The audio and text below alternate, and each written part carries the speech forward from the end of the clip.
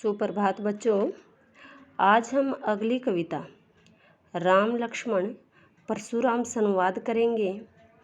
जब विश्वामित्र जी अपने दोनों शिष्यों राम और लक्ष्मण को लेकर राजा जनक की सभा में जाते हैं, वहाँ पर सीता स्वयंवर के समय श्री राम के छूते ही जब धनुष टूट जाता है तो परशुराम जी अत्यधिक क्रोधित होते हैं और उस पर श्री राम जी उन्हें शांत करने की कोशिश करते हैं। तो देखो बच्चों, नाथ शंभु धनु भंज निहारम। हे नाथ, नाथ हैं स्वामी, शंभु धनु भगवान शिव जी के, भंज निहारा धनुष को तोड़ने वाला। हे स्वामी, भगवान शिव के धनुष को तोड़ने वाला, होई केऊ एक दास तुम्हारा, आपका ही कोई एक दास होगा। आयेसु का है कही किन मोही, आयेसु का है, आप क्या कहना चाह रहे हैं, किन मोही, आप मुझसे कहिए। सुनी ऋषाई बोले मुनि कोही मीन क्रोधी। यह सुनकर मुनि यानी परशुराम जी अत्यधिक क्रोधित होकर बोले, सेवकु सो जो करे सेवकाई। सेवक तो वह होता है जो सेवा का कार्य करे। अरि करनी क्या होता है, शत्रु से तो करिए लड़ाई। शत्रु से तो केवल लड़ाई ही करनी चाहिए। सुनहु राम जे ही शिव धनुष तोड़ा। अब परशुराम जी कहते हैं कि सुनहु राम, हे राम सुनो, जे ही शिव धनुष तोड़ा, जिसने भगवान शिव के धनुष को तोड़ा है, सहस्य बाहु समसो रिपु मोरा।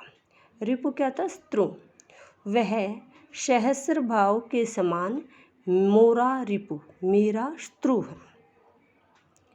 सो बिलगाऊ बिहाई समाज, वह इस समाज को यानी इस सभा को छोड़कर चला जाए।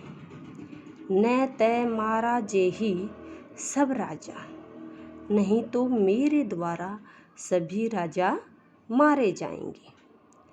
सुनी मुनि वचन लखन मुस्काने। मुनि के वचनों को सुनकर लक्ष्मण मुस्कुराते हुए बोले, परशु दरही अवमाने। परशुराम का अपमान करते हुए बोले, बहु धनुहि तोरी लरिकाई। हे मुनि, बचपन में हमने बहुत सी धनुइयाँ तोड़ी थी। कभू न असी रिस किन्हीं गोसाई, परंतु तब तो आपने कोई क्रोध नहीं किया। ये ही धनु पर ममता के ही हेतु, परंतु इसी धनुष पर इतनी ममता क्यों है। मुनि ऋषाई कह भृगु कुल केतु, यानी भृगु वंश का केतु ध्वजा के रूप में। यह सुनकर भृगु वंश के ध्वजा के रूप में परशुराम जी बोले, रे नर बालक, नर मीन राजा, अरे राजा के बालक, काल वश बोलत तो ही न संभार। क्या तुम काल के वश में होकर संभल कर नहीं बोल रहे हो।